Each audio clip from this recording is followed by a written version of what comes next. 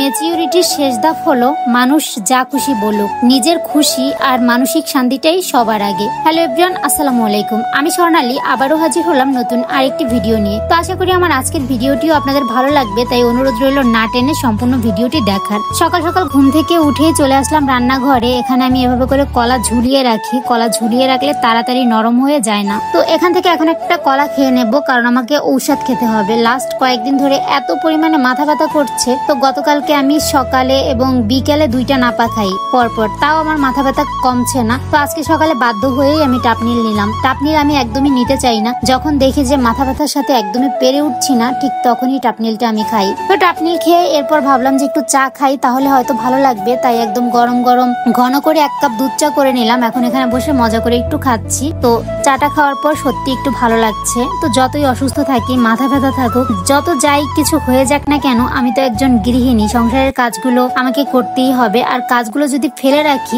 তাহলে কাজগুলো জমতে জমতে পাহাড় সমান হয়ে যাবে। তাই দেরি না করে চলে আসলাম রান্নাঘরে, ঝটপট রান্নাটা বসিয়ে দিলাম। তো এখানে আমি মুরগির মাংস দিয়ে লাউ রান্না করব, তাই মুরগির মাংসটা খুব ভালোভাবে কষিয়ে এর ভেতরে লাউটা দিয়ে দিলাম। তো অল্প কিছু সময়ের জন্যই আমি ঢাকনা দিয়ে ঢেকে দিয়েছিলাম। লাউ যদি ঢেকে রান্না করি তাহলে আসলে লাউ তরকারিটা টক হয়ে যায়, তাই জাস্ট অল্প একটু সময় ঢেকে রান্না করেছি, তারপরে ঢাকনা ছাড়াই রান্না করা হয়ে গেছে। তো আমি অফ ক্যামেরায় রান্নাটা করে নিয়েছি। তো এরপর আমি কিছু ইলিশ মাছ ভেজে নিলাম। তো ইলিশ মাছের ভেতরে এরকমের বেশি করে পেঁয়াজ কুচি দিয়ে ভাজি করলে আমার কাছে খেতে খুবই মজা লাগে। তো আমি না, শুধু আমার বাসার সবাই পছন্দ করে, তাই এভাবে করেই আমি ইলিশ মাছ ভাজি। যাই হোক, রান্না অফ ক্যামেরায় করে রান্নার পাশাপাশি কিন্তু আমি ঘরের যাবতীয় সব কাজ করে ফেলেছি অফ ক্যামেরায়, যেহেতু প্রচুর মাথা ব্যথা, যার কারণে আর ক্যামেরা অন করা হয়নি। তো এরপর রাজ আবার নিয়ে আসলো এই চকো গুলো, বললো আম্মু এই বাটাটা একটু খুলে দাও। তো খুলে দিতে গিয়ে তার কাছ থেকে কতগুলো নিয়ে নিলাম। তো বাচ্চাদের কোনো কিছু ছিঁড়ে বা খুলে দেওয়ার অজুহাতে এভাবে করে তাদের থেকে খাবার নিয়ে নেওয়াটা, এটা আমাদের মাতৃত্বগত অধিকার।